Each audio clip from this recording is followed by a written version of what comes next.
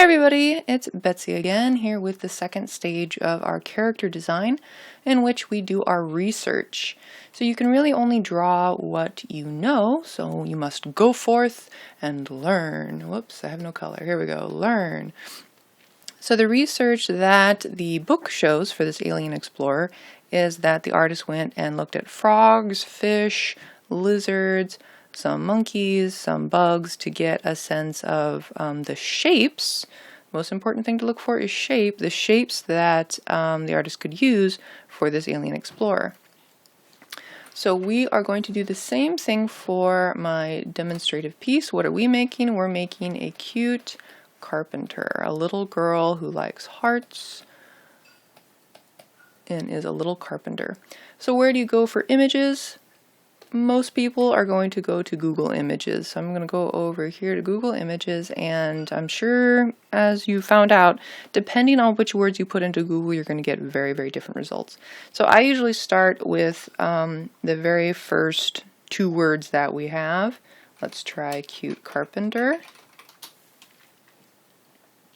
And so we get some cartoons. All of them are pretty much male. This one shows a lot of cute elements, but not quite the style I'm going for. There's a cat, and apparently there's a celebrity or somebody who has the name Carpenter, so we'll ignore those. So I'm not really getting much that I can use in terms of shape. So I'm going to instead focus in on something like a hammer for little girls. So now we get, more of the vibes that I'm going for, some of the shapes that I'm looking for. And oh, look, here's some little girls that are already dressed up as construction workers and such. And here's the overalls that I was hoping to include. And they even have, maybe not rolled up sleeves, but that's okay. So whenever you find an image that has something that you might think you might be able to use, like the overalls here, I'm just going to save that image to a folder.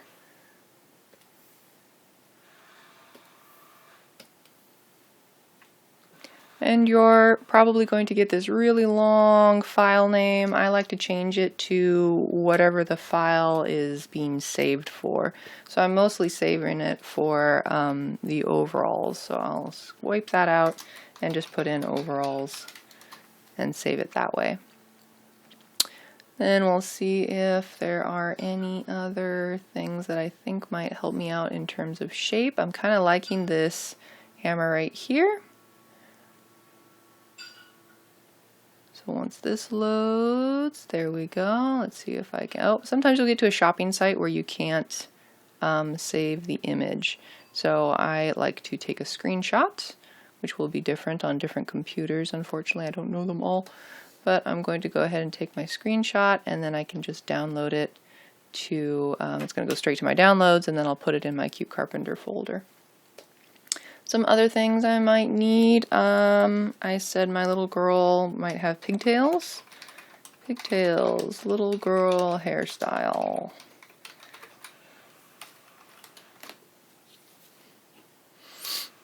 Oh, so we got some cute little buns and French braids. Whoa, mom's getting fancy these days. Back in my day, you just had 2 rubber bands and split your hair into pigtails.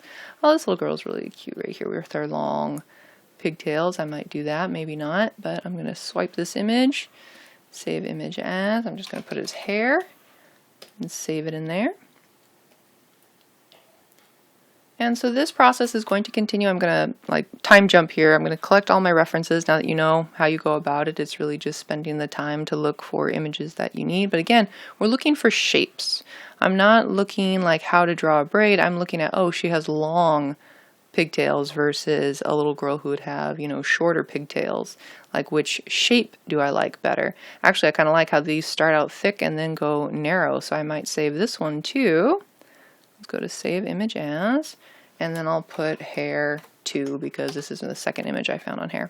So like I said, I'm going to do my research, and then I'll come back and show you how you can pull out shapes from your research. So now that I have my references, I'm going to bring them into my file. I'm working on Fire Alpaca. There will be a link in the description if you don't have Fire Alpaca. It's a free programs, you can download that. And what I like about Fire Alpaca is that it has the option to open an image as a new layer. So I'm going to click on that, and then it'll take me right to, or you might have to navigate to your reference images.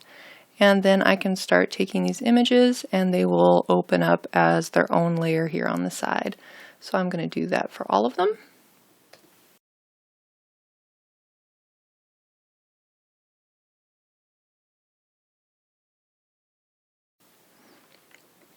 Now with my layers, I have a bunch of them that are too big. So we're going to grab the Move tool over here and hit Control T to transform.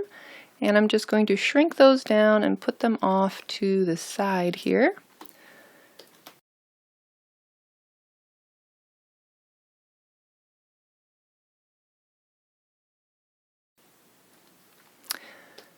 For this particular image, it's not a little girl, but I liked the wide leg look of the overalls, but I don't need the rest of her face and stuff, so I'm just going to take my rectangular marquee tool and hit delete, not backspace. Backspace won't work.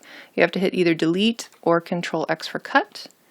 And I also don't need both versions, I just need the front one really. So I'm going to take that off. Or actually, maybe I'll keep the side one because I have some other overalls that are from the front. So I'll take that out.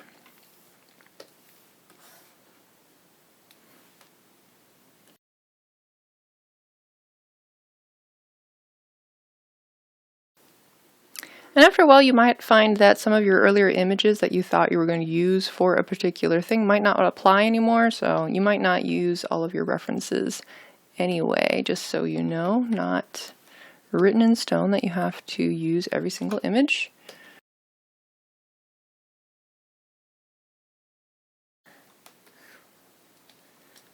Actually, this one a little larger. In this case, I want to get rid of all these things on the side, so I'll just highlight what I want to keep and then go up to my select and inverse. Inverse means it's going to flip whatever it was that you highlighted to not be highlighted. So I'm going to inverse, so now everything else except the girl with the braids is selected. And I'm going to hit delete to get rid of all that bonus stuff over there. And then whenever you need to get rid of the blue and the little marching ants dotted line, you just hit Control D, D for deselect, and here you are back on your paper. Now I'm not left with a whole lot to draw, so I'm going to go ahead and expand my canvas next. We just come up over here to edit the image size, or sorry, the canvas size. Canvas being like our canvas or piece of paper. Unfortunately, it's only in pixels. I don't know why this happens, and pixels are tiny, tiny, tiny little units. So when you're increasing your canvas size, go ahead and choose huge numbers. I'm just going to go ahead and make it a square. So I'm going to copy this number for height, 2000, up into the width, 2000. And the preview will show you where the extra will be added to. You can see this grid or this checkerboard type pattern. That's transparency. And it's showing me that there'll be some extra room over here and extra room over here. However, I don't want it over here by the reference pictures. I want it all on the right.